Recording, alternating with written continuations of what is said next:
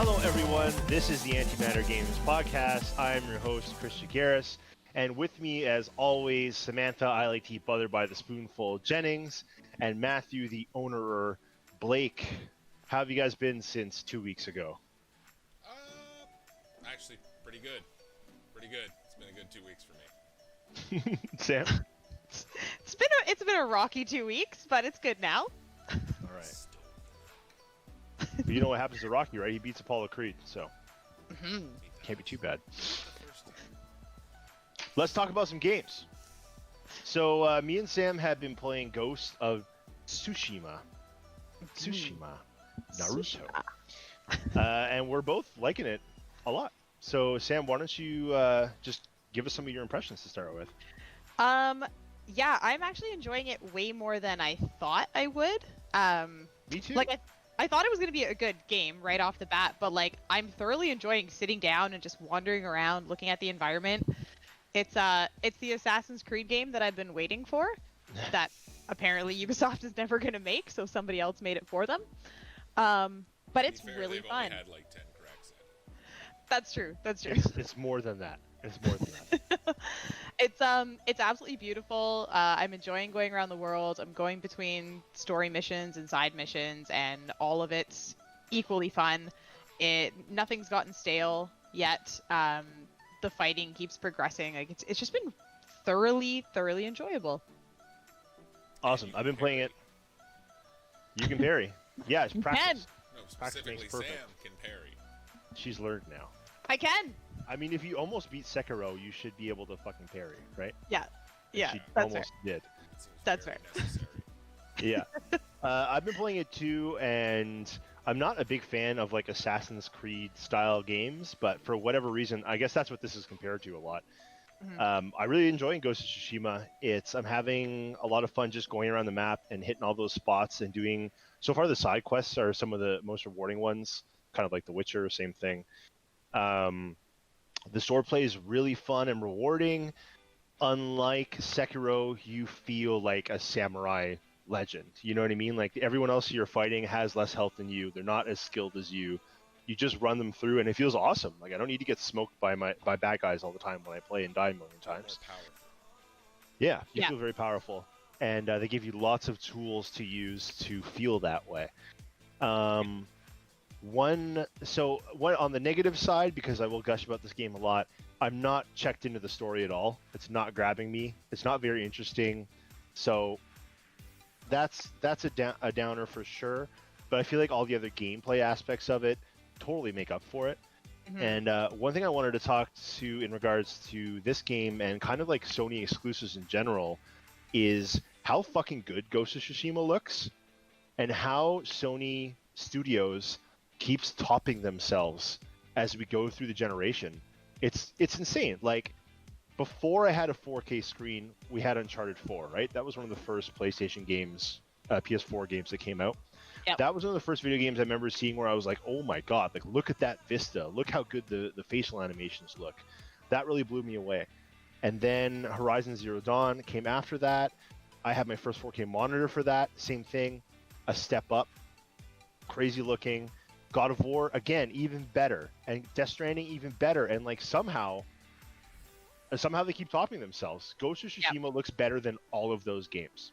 Yep. And I don't know if it's because the color palette is always so bright and pretty, and there's always lots of really, just like really pretty colors all over the map all the time. There's no dull moments really. Yep. It just really shines in that respect. And it's just been a pleasure to like sit back and just look at stuff. Just like RP ride my horse really slow and just check shit out. You know? It's joy, true. man.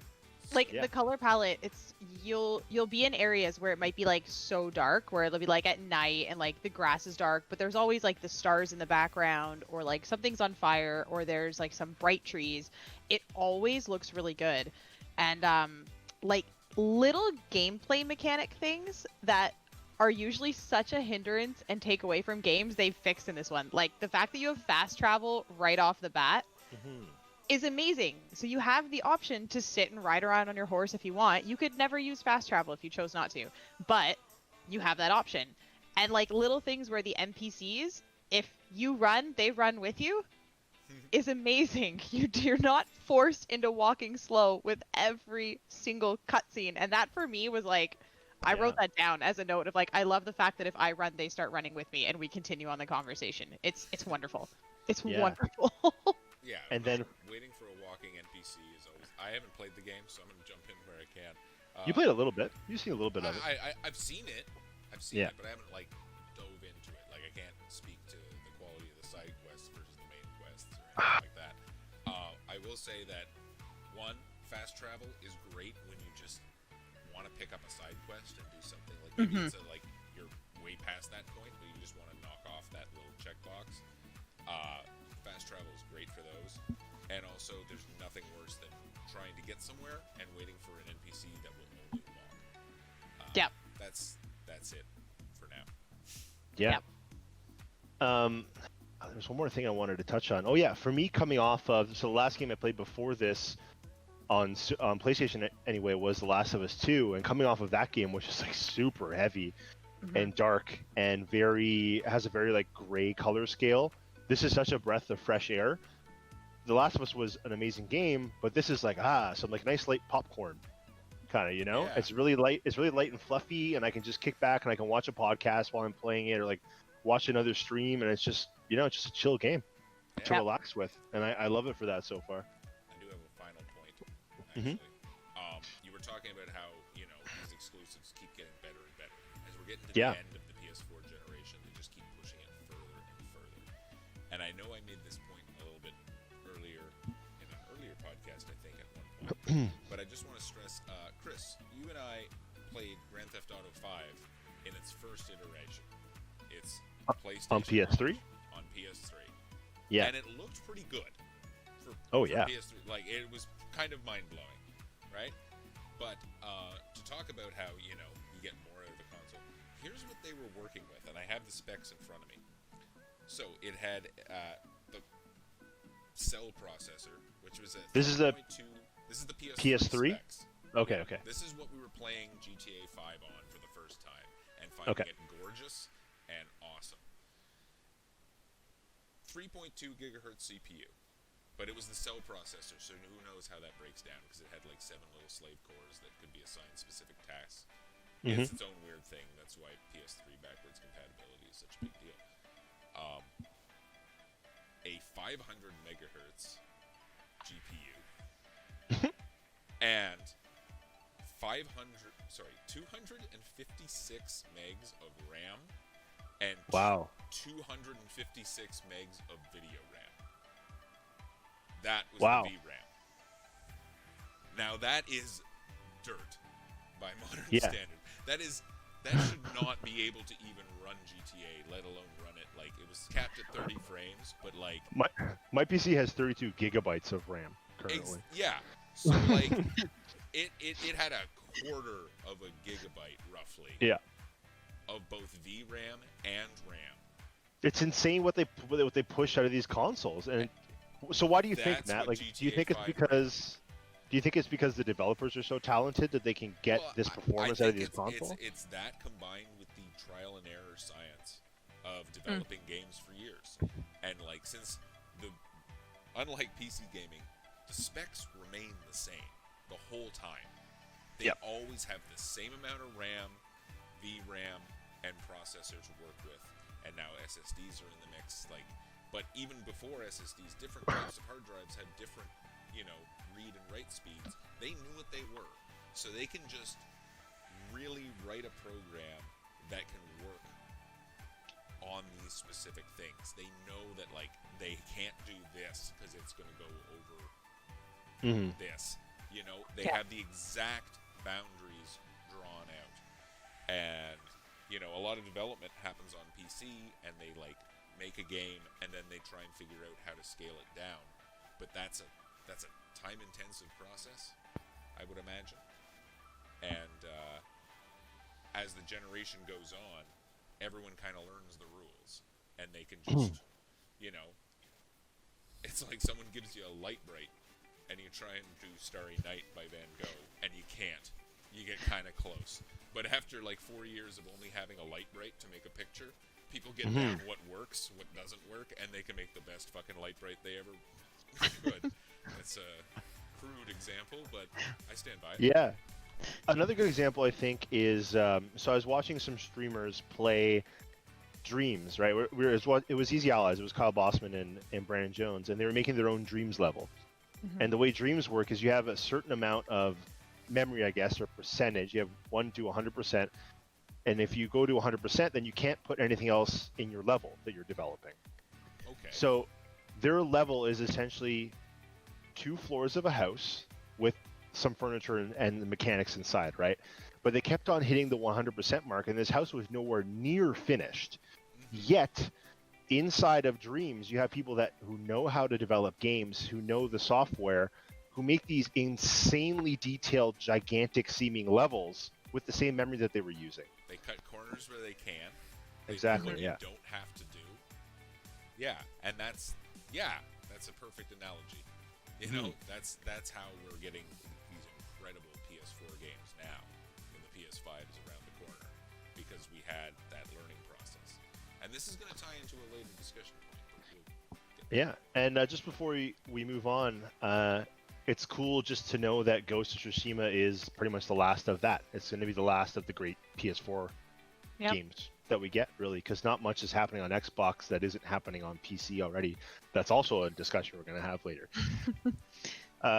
Next, let's talk about Sea of Thieves. We talked about it before on the podcast because I've been playing quite a bit of it, but I keep getting surprised by Sea of Thieves.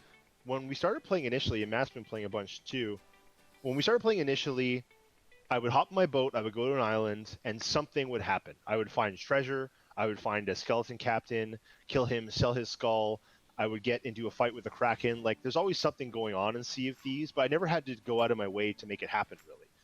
And then I realized I could get quests at the outposts, and they would send me to find treasure, or they would send me to find skeleton captains or packages or whatever. And then recently, I always knew they were there, but I never looked into them. Tall Tales are a thing, and they are these awesome, like, multi-step narrative quests that you can go on that are more like an MMO. I've been getting into those, and it's like the game just got another 50 hours of game time added to it for me. Like, I'm doing this Tall Tale right now called The Shores of Gold, and it's like a 20-part tale. And each part of the tale takes like at least 2 to 3 hours, because you have, you're going off of like drawings in a notebook or treasure maps or like riddles and things that you need to decipher and coordinates and I just used a star chart today to find an island. Like, it's bananas how much they're putting into that game. And I saw there was an update coming out next week. Again, another major content update.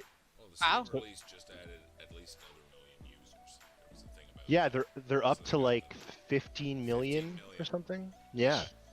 Good for them. And it's great to see, and it keeps happening, these games that come out unpolished and unfinished, and all of a sudden, a year later, the developers have really stuck to it and, shined their shoes, for a better lack of a term. Well, there was a great tournament in a recent one that kind of like gave you a new variety on a core mechanic, where, not to toot my own horn, but I'd done it in a previous quest.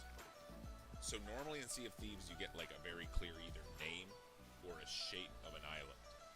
But like this book had like a crude hand-drawn sketch of where we were supposed to go, and they were like the rough shapes of various islands, but like the scale was all off, and it looked like a big thing surrounded by a bunch of little things. And then because I had encountered something like this previously, like it's an interesting challenge where you look at the rough shapes, and you may have to like pan the map so far you can't see what you're looking like. You're zooming out, zooming in, but you're just getting a sense. Like, basically think of a clock, and it had like an island in the center that we had to go to, and then there was like 12, 6, 9, and 3, and all the others, and you just had to find an island that matched kind of that rough shape, and then check it against the like kind of clock position. So there's like go straight north, and if you find an island that kind of looks like the one that's at 12 o'clock, okay, so far so good. And then like check another and another. Yeah. And it was like way more piratey, You know, like Sea of Thieves always impressed me by not having like pop-ups on the HUD. Like there's no indicator of where you need to go. You have to look at a map. There's nothing. And then figure out the heading, and then just sail that way until you figure out you're there. But this takes it an extra step because like it's a proper map that's actually to scale, and your compass is reliable unless you're in a storm. And this one's just like someone scribbled this. Figure it. It was a child. Wasn't it a child's drawing? Oh my god! Those are the ones we were doing, right? No, this was the end of the one before. The child's drawing Okay. was also amazing. Where it's like I did those ones this morning. Yeah. Yeah, and it's all like kids' drawings describing a story, like a fairy tale, and you have to like kind of figure out how those could all be real and where you have to go. It's Yeah. Yeah. So basically, things like that in the game really give it a great sense of immersion. For like an open world sandbox game, you really feel like you're out on the seas as a pirate, and it's what's intended. And it just does a very good job of it. Yep. Okay. Yeah, cheers to Sea of Thieves. We got NPDs from last month. So we're going to do the top 5 best-selling games of June. And I'm going to see if you guys can guess any correct answers. Last of Us 2. Last of Us 2 is the best-selling game of June. Yep, that's number it's one, actually man. one of the best-selling exclusives, if not the. I think it is the best-selling exclusive. Ghost of Tsushima just beat it. Oh. That's impressive. Yep. What do you guys think number 2 is? What? What do you guys think number 2 is? God, June was so long ago. It feels like it, eh? It really does. I was gonna make fun. I feel like that, Last but of I Us 2 can't. came out like months ago. Ghost wasn't out. Nope. No. Probably still Animal Crossing. Animal Crossing is number 3. Okay. Yeah. And then a game we just talked about is number 4. It's always on the list, baby. GTA 5? GTA 5, number 4, silly game in fucking June. That's bananas. What do you think, 2 more? I'm so conflicted in my emotions right now hearing that. You know, it's like, good for them, but fuck. Yeah. Stop. So we got number 2 and we got number 5. What do you guys think? Another big one. Another big one. Number 2 is another like mainstay. Call of Halo. It's Call of Duty. Yeah, it's Call of Duty Modern Warfare. That's number 2, and then lastly, Wait, is it Warfare free? no, Just the Battle Royale part. Oh, okay. the Battle Royale from the last game is free, Okay. Oh. not the current one. Yeah, so Gotta buy they it. gave a free one out. And they got first hit is free, huh? Yeah, Got it. Fucking crack Exactly. Got on it. Activision. And then number 5. So is mine. Oh, Mortal Kombat 11. I mean, It's- that wasn't really It's a hit. MK11. No, I know. In fact, that was It's a good to giveaway not to me spend too because long. someone hasn't seen the movie, and I don't know where. It's back. I'm trying to look at. Trying No, to you make had it my right window there. stare at Sam's window, but I can't because it's backwards. If you want a Brady Bunch Sam, you look up to the left. There. Yep. Thanks. That's it. Okay, yeah, Mortal Kombat 11. I guess Ow. because of the Remember that. new expansion that came out with it. I think there's a lot of sales, so that's probably why. That's fair. All right, it's time for the news. So let's stay a while and listen. First of the news this week: Ubisoft top execs resign. So there's been a lot of sexual abuse allegations coming out of Ubisoft, and some of the top guys finally stepped down. And also just hardcore misogyny. Yes, hardcore misogyny. So the main story that I read this week was that apparently there was an internal policy that female-led games don't sell, and if any developer came to like the studio heads with an idea for a female-led game, they were told bluntly, female-fronted games do not sell. Like, no, we are not doing that. And then also that Assassin's Creed Odyssey was supposed to be Cassandra only. Yeah. They added in the guy because they thought people wouldn't buy it. Yeah. So those people have quit since then. Yeah. Well, I mean, I actually was talking with a good friend recently who really takes these issues to heart, and we both agreed that like when the board of directors realizes that this kind of shit might taint the company image and affect sales, like they may be the CEOs, but like they're out. Yeah. Oh, yeah, You for know, sure. at the end of the day, they may steer the ship, but these are the people that own the fucking shipping company.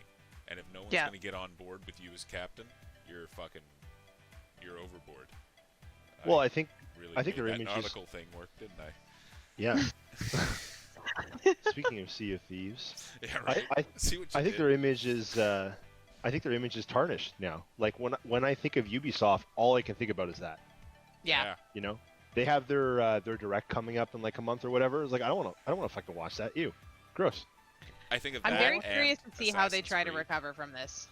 I think of that and Assassin's Creed when I think of Ubisoft, but the problem is Yeah. the person who voiced Altair is also in similar hot water, which really kills me as a fan of The Expanse. So, yeah, no matter how you slice it, it's just a big, unhappy sexual pie. Well, there's lots of that going on. Sam, why do you think they would be under the impression that female-fronted games wouldn't sell when you have games like Horizon Zero Dawn and The Last of Us and fuck, I mean I can't think of other ones right now, but like there's some major selling games with female protagonists. Yeah. Well, everybody knows that women don't play video games, and guys don't want to play as women. Those are just known facts, right? Yeah, no, I mean... Right? Yeah. Water is Um, wet, sky is up. I mean Ubisoft thinks so anyway. Yeah, no, I think it's one of those things where like they've had tried and true methods that have worked before, and it's a fear of wanting to try something new, maybe not quite understanding what their demographics are, or thinking they know their demographics when they don't. Like I have a lot of like male friends who play video games and prefer to play as female characters. Like every time you see their avatars, they're like these cute little female characters. So like you never know what people want, right? I think it was just like a risk thing. Like no, our standard white male protagonist works. We don't want to risk ruining that. And just the lack of like being in touch with what people actually want. Like it just seems like one of those very old ideas that this is what works and we don't want to change anything and we're not going to. So, I mean, now it's kind of forced their hand. They're gonna have to. And yeah, like they've had female characters put in games that have been very popular and people have liked, and it seems like they've just kind of ignored that or glossed over it. And like I remember when Assassin's Creed came out, Cassandra was the character that everyone was playing. Didn't seem to matter if you were like guy or girl, everyone was picking Cassandra and wanted to play as her. That's because So- she was apparently the first. She was apparently She the was the main strongest character from the get-go, Yeah. right? They By added in the design. guy, Yeah. so people would buy their game. So, Yep. it's very funny. You mentioned, you know, a lot of guys who always play as female characters, because literally before we recorded this podcast, I went to toss some business to my local pub via the patio and ran into a good friend of mine who we got into a conversation about video games, and he always plays a female character. This actually came up somehow, and then an hour later you brought up that thing worth tying in. Yep. Now, I have heard the point that if you play a female character in an MMO, the world of players is nicer to you. Can anyone confirm or deny? I can't. I You mean, know what? I've had a pretty good experience. For me, I've never been the female blood elf guy. You know what I Right. mean? I've never been that guy. I like playing male characters when I can pick them, but I also have no problem playing as a female protagonist if that's what the creative lead on the game wants me to use. Well, I'm focusing You know? on, I think the first time in a game I had to take a female role was Diablo 2, Sorceress. Oh yeah. I think that was the Mhm. first time. But the thing is, then from then on, in other games, when I was given the choice, like, I would always make my mages female.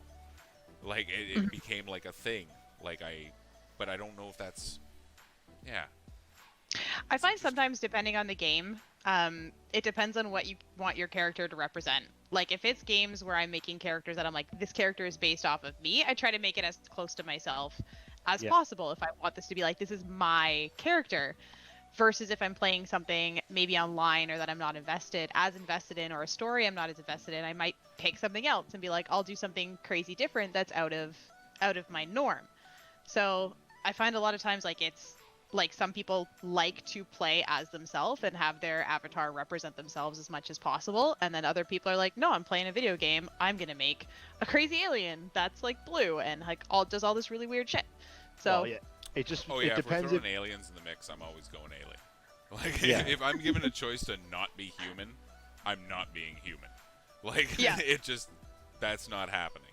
But if I'm given a gender choice, I feel like I've basically gender designated certain qualities, and like Yeah. it's not like tank or like DPS. It's not that Mhm. cut and dry. It's like a mix. And it's like, it depends how you do those things, and I just have these, like, made-up characters in my head, and, like, I go down that road. So I actually heard from Neil Druckmann. I was watching a podcast with them. I watched it right after I finished The Last of Us. And they were talking about when they made the first Last of Us, they wanted Ellie to be on the cover, but the studio was pushing to have Joel as, like, the main guy, right? So apparently Neil had to fight really hard because it's Ellie's story, to have Ellie front and center on there. So it's not just a Ubisoft thing, even though they've done some really scummy stuff. It's definitely an industry-wide vibe, I feel. They would get You know? they would be inviting an entire unprecedented, I'm just backing this up right here. Yeah, they would invite a totally unprecedented, no, not unprecedented, very precedented backlash if they did that shit. Oh, for sure. Yeah. Because Yeah. there is a great example of when they did that kind of shit. Metal Gear Solid 2. The original cover of Metal Gear Solid 2 had Solid Snake on it, holding a gun. You play as Snake for a small early fraction of that game, and then they throw in, and it's not even like Ellie where you knew the character, they throw in an entirely new character as the playable character for the rest of that game. Mhm. And people were so pissed off about that. And this was back in the PS2 era. You do that kind of bait and switch? Hey, here, Last of Us 2, play as Joel. Oops.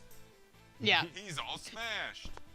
Well, I mean, that might be getting God of War and it being Kratos on the front, and you play him for 10 minutes, and then you're somebody else for the rest of the game. Yeah. I'd be pretty upset.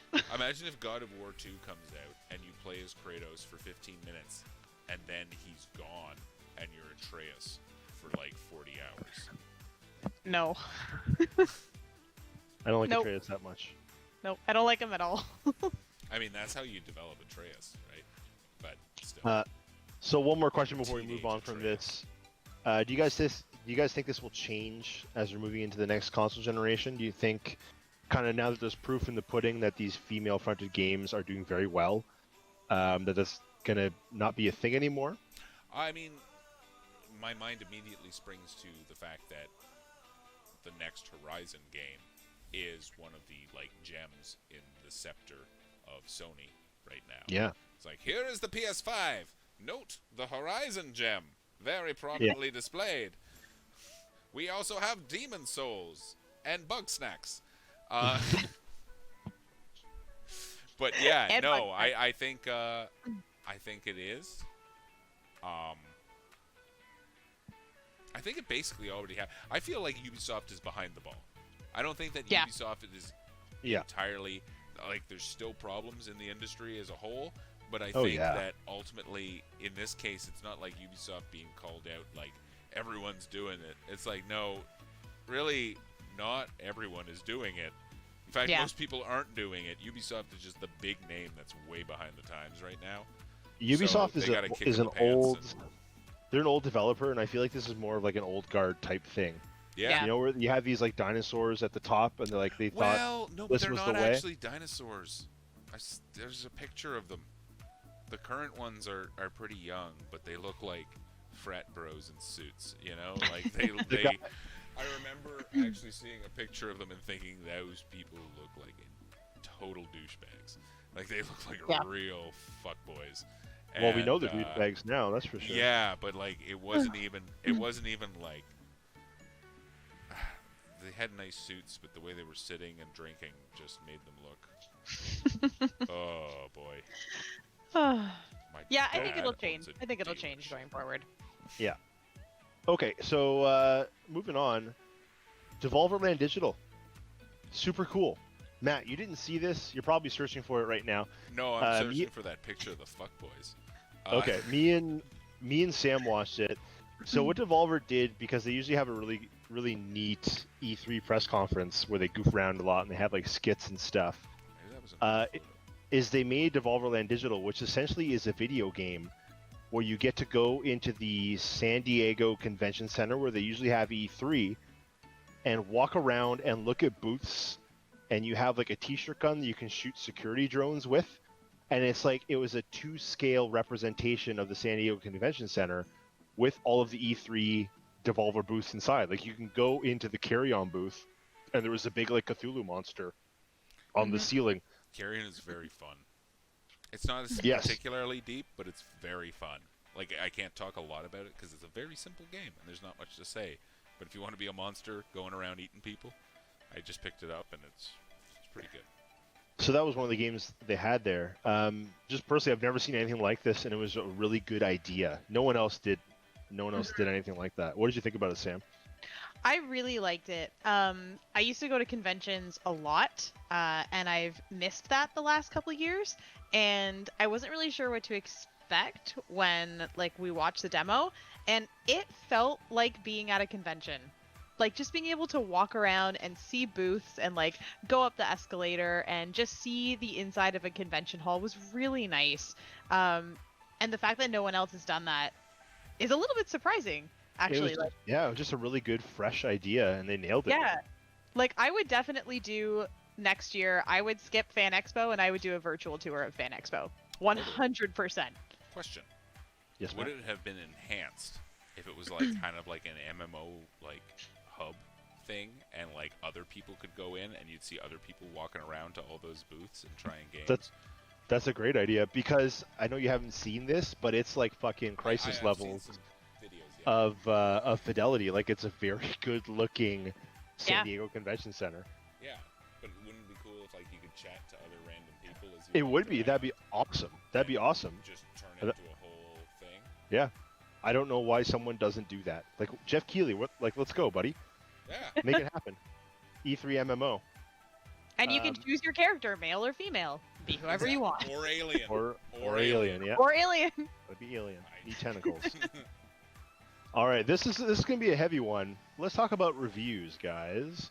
So last week, Metacritic, in response, I guess, to a few review bombing cases, probably mostly about The Last of Us review bombing, they put a delay on their user score, and I think it was 35 hours that you can't submit a score as a user. So hoping to stop some of the review bombing that people were doing who hadn't played the game yet, that are out to do harm to the image of the game, I guess. Yeah, it's you know what, it's a half measure. It's not a good solution, but all of these statements I've seen from Metacritic seem like they don't care at all, but there's industry-wide outcry to do something about it because it's ridiculous. So what do you think an actual good solution would be to this? And how do you value reviews in general? Because there's lots of different kinds of reviews. Do you value user reviews? Would you rather see them from actual news outlets? You know what I mean? Yeah. Okay, so sadly, and I know this isn't super practical, but I think the best user review system is Steam's. Because you can't review a game you don't own. And that's a review bomb. You can still technically, if you hate something that much, you can make a bunch of accounts and buy the game multiple times. But then you're paying for a game like that, you're paying $80 for one download. and it's just an upvote or downvote system. Right. There's no in between. But even that is a good start. That's a good roadblock in the way of someone who has malicious intent. Well, especially considering The Last of Us 2, people were review bombing it before you could even finish it, right? Exactly. So it's Yeah. like, do they even have it? Or are they just making an account and picking a game and writing a review? And that's how you get that in. Yeah. Steam has a user review system, and it sometimes still gets abused. Though that's a little more subjective. Like Doom Eternal, when they added the anti-cheat that people did. Yeah, they got review bombed. They got Big review time. bombed, but that review bomb was of people who own the game. That was all Right. people who own it, who said, I don't like this. It wasn't people hearing about it and getting fired up and throwing their, like, I don't own the game, but I'm going to still give it a 0 vote, you know. type Right. thing. So in Doom's case, though, that was a good use of review bombing. It did have an effect. Its software was going to put essentially a malicious software in place that was going to fuck with people's computers. Potentially malicious. And- Sure, but even potentially, Yeah. there was still some harm to be done. They bombed the game, and it took it out the same week. Yes. Yeah. So it worked, and that's fine. But someone who has not purchased the game, or even played, even played half of it, or not at all, tanking the score of a game, that's not acceptable It's an to me, abuse. for sure. It's an abuse. Yeah. It's Yeah. like, Yeah. this is supposed to be good opinions from people who have done this shit and know what they're talking about. And you're just posting something on a message board and rallying strangers to shit all over a game you know nothing about. Yeah. So Sam, what do you do with Metacritic? How do you get rid of user scores entirely? What's your solution?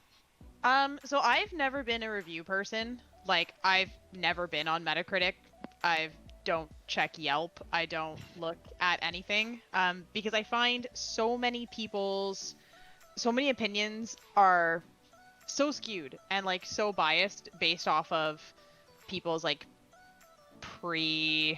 pre-existing opinions on things already. Like, if I'm gonna ask somebody if I should get a game, I'll ask people who I know and like who I know where I'm coming from. So like, I'll ask you guys. Like, I'll take your opinion on a game because I know you're not just saying it's a bad game because there's a female character in it and that doesn't sell. So you're just gonna say it's shit right off the bat.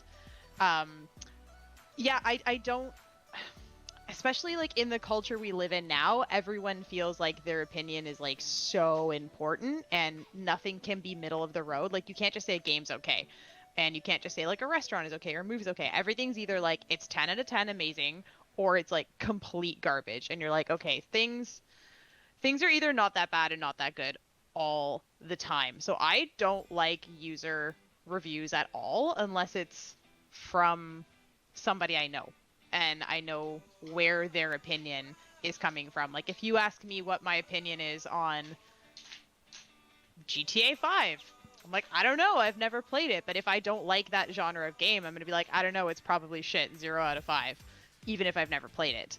But the internet allows you to do that. And I find most of the time, reviews that I read, whether they're for games, movies, TV shows, they're never accurate. Like, at all, unless it's from somebody that I actually know and I've talked to and I understand why you think that about the game. I'm sure everyone has the review outlets that they like to go to. Obviously, like there's maybe only 2 that I ever actually check and take their word for it. But for me personally with Metacritic, I think lose user reviews altogether. When you're talking about gaming journalists whose job it is to be non-biased, to sit down, objectively review a game from start to finish. They have to finish the fucking game because that makes a big difference in a lot of cases. Those are the reviews that should be put out there to the public that people can then take seriously and build their opinions off of if they're going to purchase the game or not. Yep. In Metacritic's case, I think that's the best way to do it. Steam is a different example. It's a different system. It wouldn't work the same way. Oh no, that's But- why I pointed that out. Yeah. It's just, unfortunately, with the current climate of our gaming and internet culture, I don't think you can give power to the people like that. There is way, way too many toxic personalities out there that like to dogpile, that like to gang up, that like to have hot takes.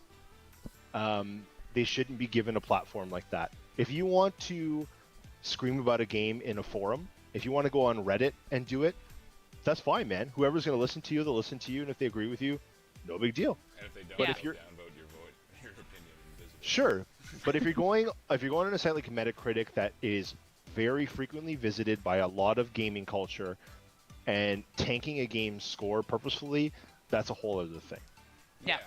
Well, again, just to tie in, yeah, Steam won't work because it's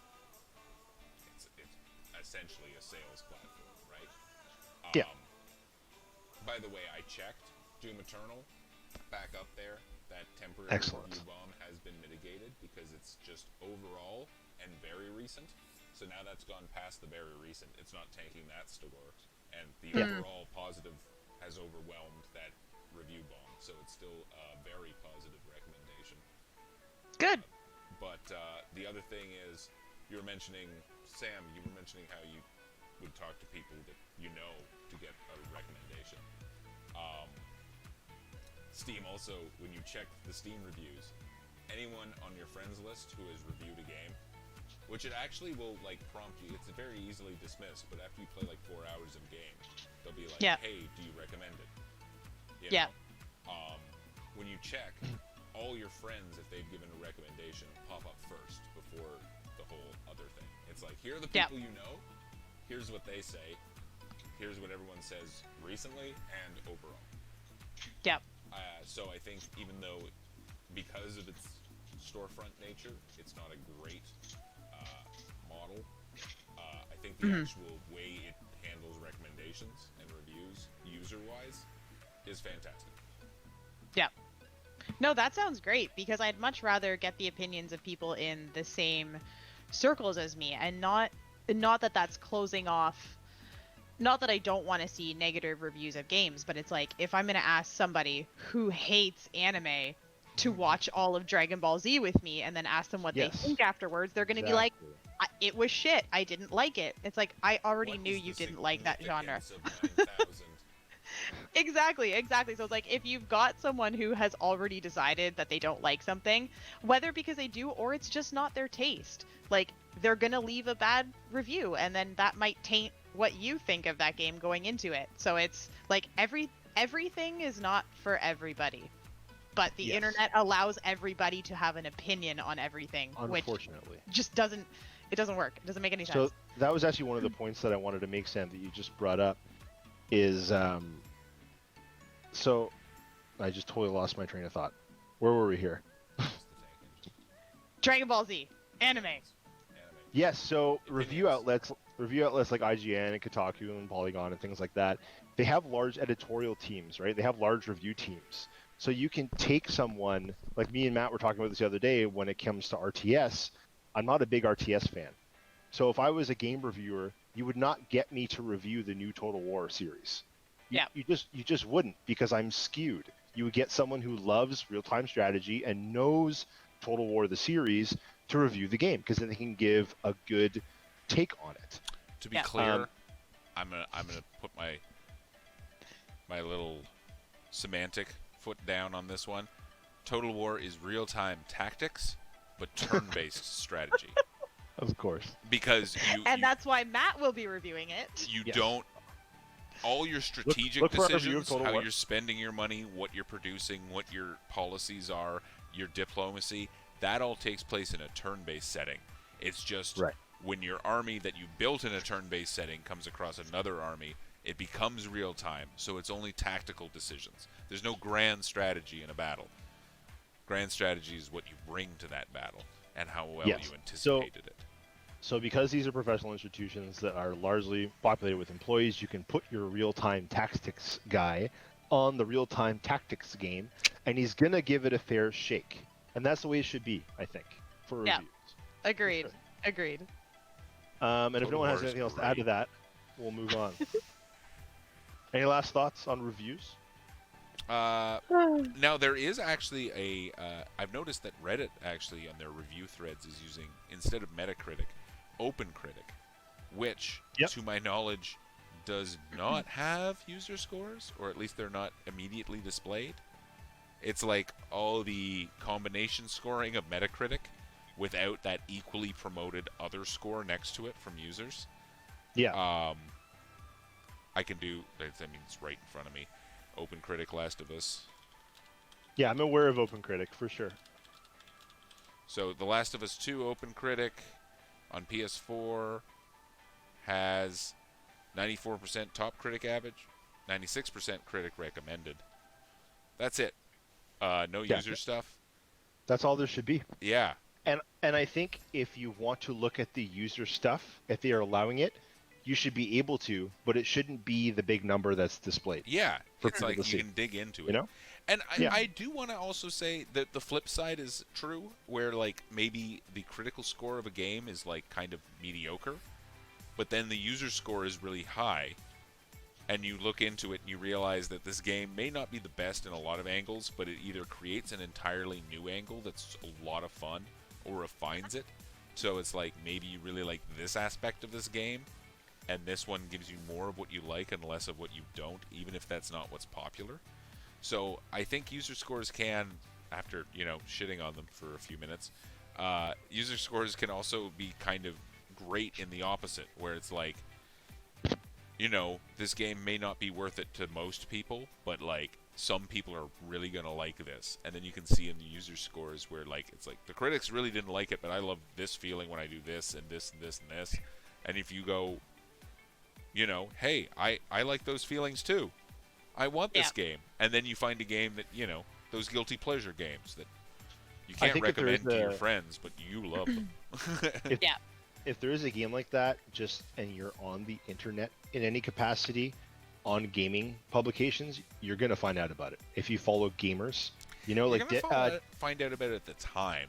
But like, let's say you go to town for a while and you're just not, or you're really busy. Like, there's been shit I've missed that I would have loved, For sure. The words out there, like Deadly Premonition 2 is a really good example. It just came out. You guys probably aren't familiar with it. It just came out. It's super rough. It reviewed very poorly, but there is a niche audience out there of people that just love it to bits. Yeah. So I've seen a lot of people say like, "Oh my god, the frame rate in Deadly Premonition 2 is fucking terrible," but I love it to death. It's so much fun to play. So yeah, that's out there too for sure. And like review scores are great for that, because otherwise that only gets around by word of mouth or tweets or social media. But like sometimes you go to Metacritic and you see it. Yeah. So there will definitely be positive ones out there for sure. It's just is the quantity of actual good reviews outweighing the shitty ones. Mm-hmm. Okay, so last week, or actually this week, the Xbox Games Showcase happened. This was like the big one for Xbox. They had one a month ago. People did not like it very much. They didn't show a lot of gameplay. They promised a lot of things that didn't end up happening. It was their first big game reveal for the Xbox Series X for their next-gen platform. It didn't do too well. So we had the next one that was promised to be like the one. Like this is this one. It's this one. This is it. It wasn't. It wasn't it. I watched the whole thing, and this blows my mind, right? Like, Halo is really controversial right now. We saw Halo for the first time last year at E3, right? And ever since then, Microsoft has been touting it as like it's their flagship game for the next gen of Xbox consoles. It's like, this is the one that's going to bring us back. This is the one that's going to bring Halo back. This is going to be a game like Sony's great first-party exclusives. And we saw this game, and it's stinky, man. They wanted it to bring them back, but it only dragged them back. So for some reason, they went with, they made a point a lot in the conference. I'm angry. They made a point a lot in the conference that the Xbox Series X is the most powerful console ever. They say that a lot. Consistently. Yeah. Consistently. And then they show this game. Their game that's going to prove that, essentially. For some reason, they went with an art style that looks purposefully, obviously, like Halo 1. This looks like a remaster of the first Halo. It doesn't look like a next-gen console game. And there was clipping, there was pop-in effects, there were sound effects missing from this fucking thing. I kept Like, waiting for the moment when they were like, what and are you then doing, hit this man? button to see it in the new graphics, and it all of a sudden changes. Like it looks like the And you're watching callback on your- mode of a Yeah, remaster. you're watching on your 1080p stream. And then I saw a story this week that Halo demo was running on a fucking PC. It wasn't even running on Xbox Series X.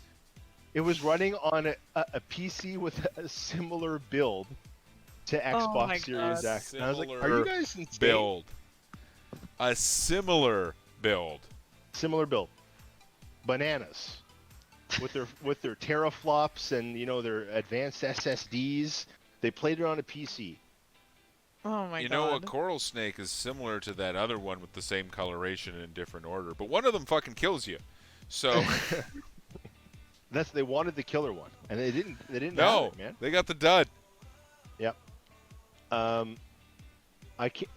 I just like, and I saw a lot of arguments that like, oh, the pandemic, and they're working from home, and they're probably doing their best. It's like, yeah, well, Sony just had an event a couple weeks ago. Their best ain't and good enough. Horizon Zero Dawn looks pretty awesome. Yep. The next one of that, everything else they showed looked incredible at the Sony press conference. Needless Bug to say, snacks. bug snacks. Yeah, Bug snacks, for God's sakes. There were no bug snacks. there was no bug snacks. And you No know bug what? snack. Honestly, Xbox needed a bug snacks. Like, Yep. if you're not gonna like blow us away with graphics, show us something fucking weird, and be like, okay, you know what? You probably could have done that past gen, like bug snacks, but I'm in. Like, that looks kind of interesting. Instead, what did they have? They had a fairy getting fucking chomped by a toad. Fable's back. What does it look like? We don't know yet. Here's a fairy and a fucking toad and a castle You know in the what? distance. You know what, Matt? That was the theme of the rest of the press conference. Yeah. This stalker's back. State of Decay, it's back. What's it look like? I don't fuck. Here's the CG trailer. There's no hints of any kind of gameplay in it. Look Nothing at all was- the names we bought. Yeah. Guys, we're making a Warhammer game. Watch this 2-minute movie. Yep. We didn't see the I fucking am game. actually, as a Warhammer nerd, pretty into Darktide, and I'm Oh, really into the fact that it looks like you'll be playing not Space Marines but Imperial Guard. Let me be clear The here. Everymans. I'm excited for Vermintide 40K. Like, Yeah. I'm excited for that. But we don't know anything about that game except for the setting, essentially. No, Yeah. they have actually a little bit of a write-up of like more detail of the setting, but also the gameplay priorities. So they want to keep the melee that worked so well in Vermintide, but they want to flush out the shooting and make ranged a more viable alternative. Because in Vermintide, everyone has a ranged attack, but it's like kind of you're mostly just getting swarmed and beating back hordes, and then occasionally you see something really dangerous and you're like, I'm gonna hit that at range.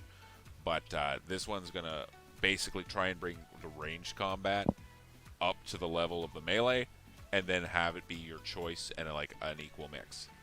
Matt, was there a gameplay video anywhere for that you found? No, I just went to the Fat Shark website and read their whole thing. No, it That's wasn't my in point. it like from the Xbox presentation side. It sucks. That's what we're talking about, man. I know, that's but what we're I talking just wanted to gush about the game because I read more about it. Because I'm interested. The only one that did look really cool was Medium. The only one? I was just talking So- about Darktide. What are you doing? So, here's the whole problem, right? That's the whole problem, Sam, is that, like, yes, the CG trailer that we saw for Medium looked cool. Yeah. It was a cool concept. That was not gameplay. You can go watch a gameplay No. trailer for Medium. It looks like Silent Hill 2. You know what was a cool? Oh, really? It doesn't look good. You know what was a cool concept? Alien Colonial Marine. And then Randy Yes. stuck his dick in it. Yeah, Pitchford likes to do that. And then we have Fable, right? Personally, I've never been into Fable. I didn't have Xboxes growing up. I don't like silly fantasy, which seems to be the vibe of Fable. But what we got was Elder Scrolls 6 Fable. That's the same reveal that we got for Elder Scrolls 6. Here's the title screen. We're making it. You'll probably see it in 6 years. That's what we got Yeah. with Fable. we got a little short movie, and nothing else. And oh my god, I'm ranting here, but it's great because I'm pissed off. They showed us the next Senua's Sacrifice game, right? Hellblade. Yeah. They didn't show us anything. They're like, we'd like to reveal that it takes place in Iceland. End of presentation. That was it. They didn't show the game. They didn't talk about. Thank you, the Icelandic Tourism Board, for your funding. Yeah. just bananas, man. And then, lastly, Game Pass. Game Pass is great. It is fantastic. I will not talk ill of gameplay. It's a really great service. You can get a lot of awesome games for not a lot of money. But this is the time to push the Xbox Series X, the most powerful console ever. And I'm not buying it. I'm not buying it to play Games Pass. I can get Games Pass on my computer. Which is probably going to be more powerful than the console. Eventually, I guess. But yeah. They seem to really have their messaging mixed up, you know? Yeah. It seems like they don't really know where they're going with it. They could have done Games Pass as a separate event, or like another direct, or just a press release. Look forward to this. It's definitely a good selling point for them, for sure. But is it going to keep up with Sony's lineup for the PS5? Did we see the GUI one? Yeah, we saw the GUI one. Yeah. Okay. Did it look? Did we see the GUI one? We saw some gameplay of the GUI one. I wish I could remember what it was called. There was the GUI one. There was Everwild that looked like Breath of the Wild. It had a very like cool art style, like colorful palette. Yeah. And there was this really. I thought it was a Honey I Shrunk the Kids game at first. Oh yeah. Because you're these small people in like the lawn of a house, but you're very tiny. So you're like fighting ants and bugs and stuff. But it also looked like you had this No Man's Sky like base building system. Yeah. Is it like and you could like borrowers the game? So it looked actually, Matt. I wrote it down. I got a new phone, so my notes didn't update. I wrote it down because it made me think of Deep Rock Galactic, because they were underground like tunneling and stuff and finding like ore and things, and there were ants coming at them. So that it looked interesting. That actually does sound fantastic. I'm going to look that one up. It sounds like a great game I want to get on my computer. Yeah. Yeah. One of us. We accept you. Google gobble. Google gobble. All right, that was the Xbox Game Showcase. Does anyone else have anything they want to talk about? Because I kind of just ranted there for 15 minutes. Tie into Game Pass. Carrion's on Game Pass, and it's a cheap little game where you're basically the thing from John Carpenter's The Thing, except without the shape shifting. It was the beginning. I think you get that later. But you're just goo, and it kind of looks like an old school 16-bit thing, but you're the creature escaping from the labs, and you eat things to increase your biomass and become a bigger blob. And the one little gimmick I'll say for it is you can always shed biomass, and you have like an offensive and defensive ability key, but what you can do is affected by how large you are. So like in your first 5 stages, you can like throw like a glob of webbing and like pin things down so you can take them out of combat and eat them. But once you get too big, you can't do that anymore. You throw yourself and like can smash through things. And sometimes you need to use the webbing to like solve a puzzle. And like a defensive one is you can become invisible for short periods, but you can't do that if you're too big. So you might end up in situations where you have to like shed your biomass to sneak past some obstacles using certain abilities, and then quickly gobble up some people and add them back into your biomass.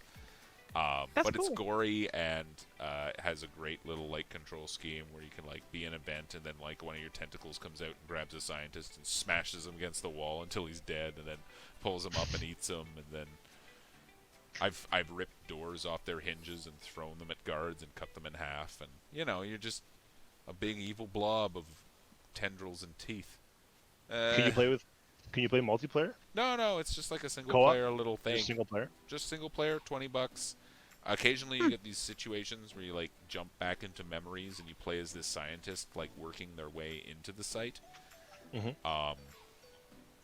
you go around like making checkpoints by infesting them with biomass, and it's just kind of It's kind of a Metrovania, but that's not entirely correct because one, there's no map, and two, the game, knowing there's no map, there's like certain one-way valves where you can like go from this area to another, but not back.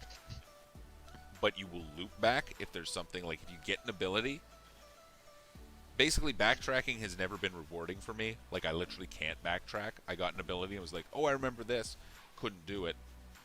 Gave up. Moved forward. All of a sudden, there's this thing that took me back to where I was trying to get to. So the game actually does streamline itself. There's not a lot of poking around and, like, trying to check past dead ends. They'll bring you back.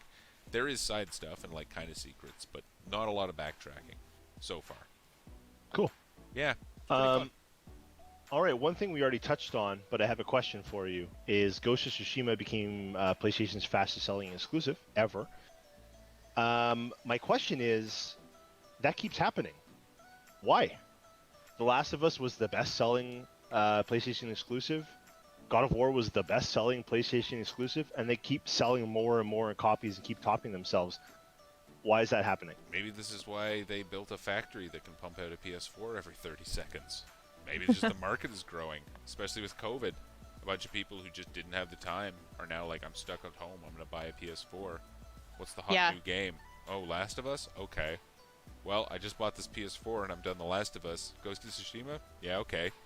So do you think it's mainly a pandemic thing that these games keep selling tons of copies? I kind of have to. Because, I think it's like, helping, I'd love for to sure. think that, you know, these two games are, like, super the best, but, like... Yeah. Like, I don't think there's that many people reading those reviews and jumping on it because of this. I think people are just more interested and have more time, honestly. I'd love to think that these games were just, like, super knockout game changers that are just pushing the bar higher and higher, you know? I don't know. I haven't played the latter two, but, I mean, what would you say God of War is probably the best of the bunch? If you had to vote the other two off and they never existed? Ooh. If you could What do only I think have is one? best between God of War, Last of Us, and Ghost of Tsushima? Yeah. The Last of Us. 100%. Okay. Sam? Yeah, God of War is very close. I have not played The Last of Us. I think just knowing my own game style, I think I'm going to enjoy Ghost of Tsushima more. Then God of War? I'm definitely going to put more hours into Ghost Okay. than into God of War. Well, then I stand But corrected. there's more to do.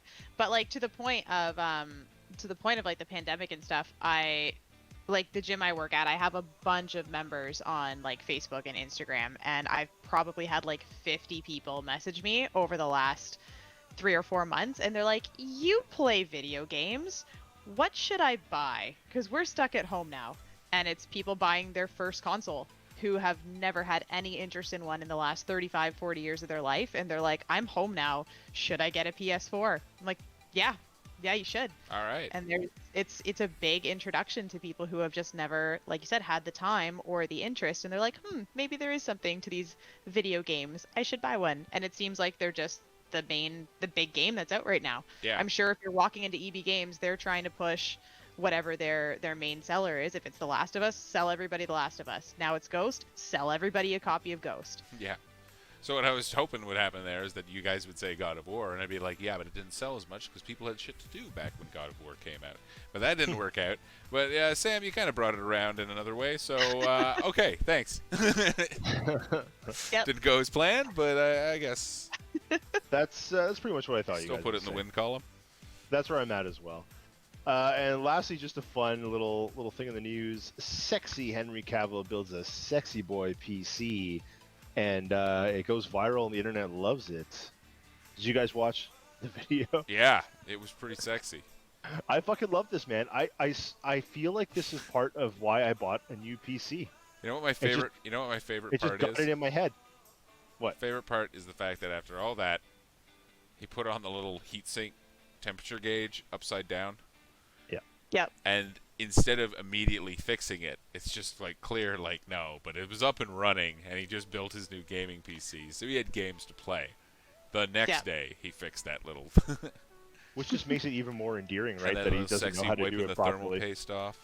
Oh. Yep. So now in a month, we need to see if PC sales have gone up as a direct result of Henry Cavill. Oh yeah. I mean, I bought one. It's not the entire reason, but that put it in my Yeah. the wheel spinning. You keep telling yourself that. that. Yeah, I'm a fan of The Cavill, timing man. was suspect. Let me tell you. All right, we got a community question. This is a cool one. We're gonna do. So, will you be a day one adopter of a next gen console?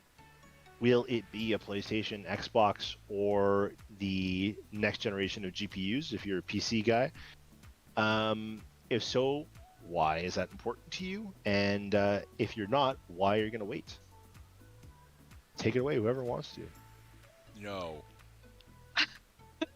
No, I will not be an early adopter. And this is that point that I mentioned like an hour ago that I was going to bring up again. We were talking about what they got out of the PS3 with GTA 5. Now, I'm not going to wait that long.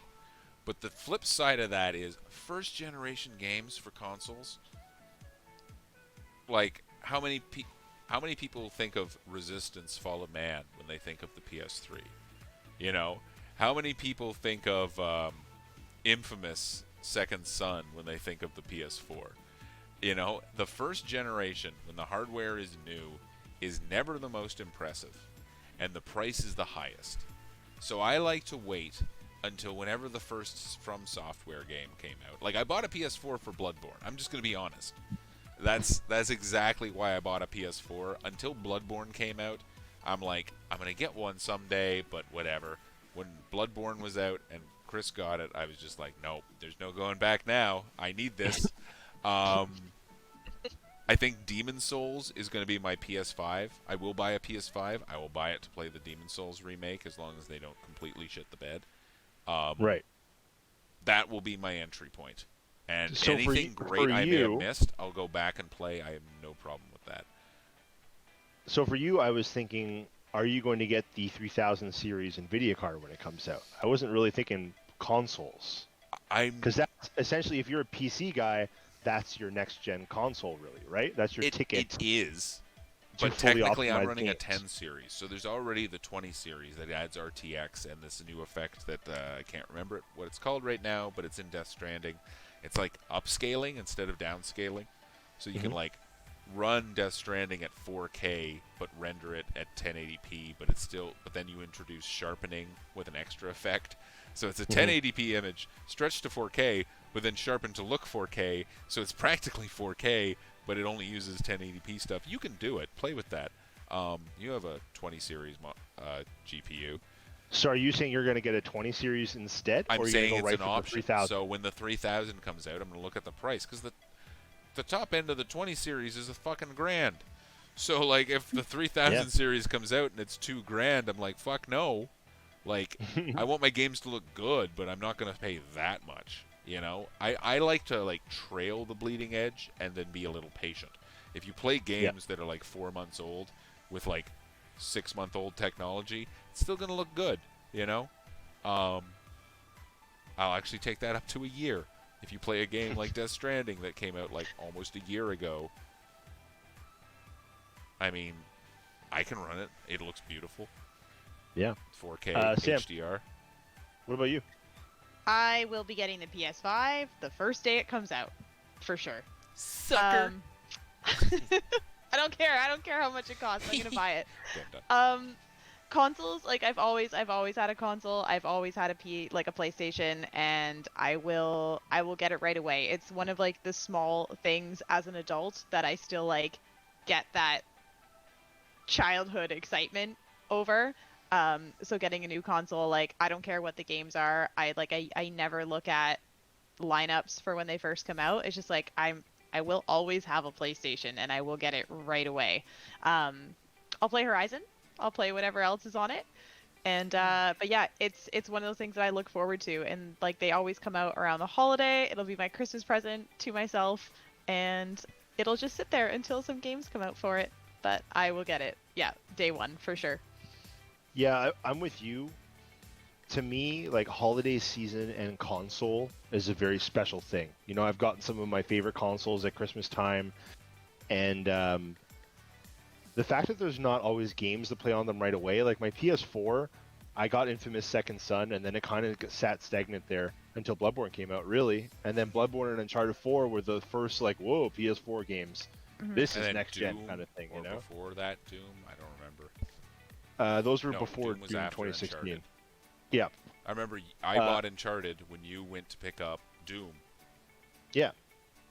So anyway, the games are a different thing for me, but like getting that fresh new console and being cutting edge and like unboxing it like meticulously and having it look fresh on my table and hearing the new UI music and everything, it's just like a whole experience that I love so much. So yeah, I'm buying that baby day one, and I might just get the 3000 card too because I can.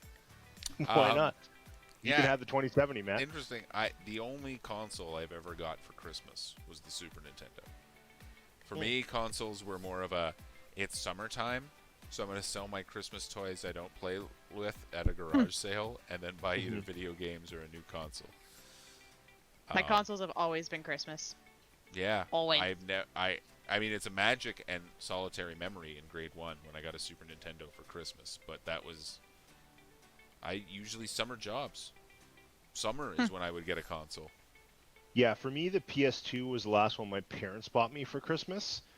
The PS3 was the first console I bought myself, and I think I bought it a few months late because I was working construction. I was 18. I had gotten my first credit card with a $1,000 limit.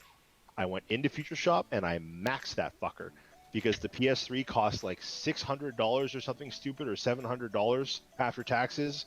I bought a second controller and I bought a game and I maxed my credit card out. And I didn't pay that thing off for like 3 years or something. But and then PS4 I got day one.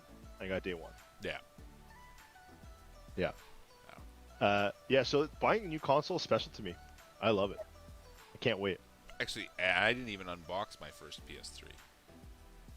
Oh, no? No, because PS3s had gone to their slim model, and I wanted backwards compatibility. So I actually bought a used first-gen PS3. Okay. I don't know. I want to say 80 gig or something. It was a very low storage, but it Yeah. seemed important at the time because everyone used discs. And yeah, and I played that for like a year and a bit, and then it burnt out, and then I had to get the other one. But it came with Uncharted 3, so eh. The OG ones are the best, man. The ones with the Spider-Man writing on them. Oh man, I love them. I have Mine's sitting under my TV right now. I have a banker box Mine full too. of PS2 games that is pining for one of those original PS3s. It looks like a spaceship. Hold on, let me grab this thing. I know. Oh my god, it's so heavy. Yeah, it's beefy. Well, you I know, forgot how heavy it is. you know at what that they bad boy. did to get that backwards compatibility, eh? This Look how feels like shiny 30 it fucking is, pounds, man. too. Reflection. So it actually had the workings of a DVD drive, like a PS2 DVD drive in it. Yeah. So like when you put it in, it could just they basically put a PS2 in those models, at least the Right. important parts, and then they stopped making that because it was too expensive, and that's why later PS3s don't play PS2 games, though they do play PS1 games. All PS3s was will play the, PS1 discs. Fact. That was one of the big things for the PS3 for me also, was that it was a DVD player. And it was my DVD player as well. I didn't Yeah. have a freestanding one. It was just my PlayStation. That's what I watched all my movies on, right? Yeah. No, All but right, the it's first gen PS3s could play PS1, 2, and 3 games, which I thought was a great thing. Yeah, that's awesome. And then they cut it. Wait, really? Yeah. I think so, yeah. I mean, all PS3s can play PS1 games, but only the first, like, alien-shaped PS3s actually have PS2 backwards compatibility. Yeah. I'm playing some Spyro today then. Yeah, toss it in. It'll work. Just, you have to go in and make a digital memory card, because it emulates that. So you have to, like, create a virtual memory card, and then you can save your game. Done. Are you guys ready for bets? Yeah, let's bet. Let's gamble. All right, so gambling time. Next week, we are going to bet on how many downvotes will the Halo Infinite gameplay trailer have, the 4K one, by our next podcast. It currently sits at 24,000 downvotes. Samantha, your bet, please. 52,396. That's very specific. Mine Yeah. is 35,000. Matthew, I was going to say 42,000. 42,000. Cool. Were you? I think so. I didn't write it down. My pen died. Chris was there. See, this is why I write it down, but that's fine. Lock it in. It's done. Last week we bet on how long Master Chief would be fully visible on screen during the Halo Infinite showing at the Xbox press conference. Matt bet 20 seconds. I bet 25 seconds. And Sam, for some reason, bet 3 minutes and 27 seconds. The actual time was longer than I thought. I was a little worried when I hit the go button and it just kept going. I was like, this is longer than I remember. He was on there for 1 minute and 18 seconds before it switched to gameplay, which makes me the winner. Which means I get to give the final word and close the podcast. And I don't really know if I have a final word this time. Watch Dark on Netflix. Yeah, watch Dark on Netflix. It's a really good show if you like sci-fi and time travel stuff. Yep. And my final word is... Kill Can Attack!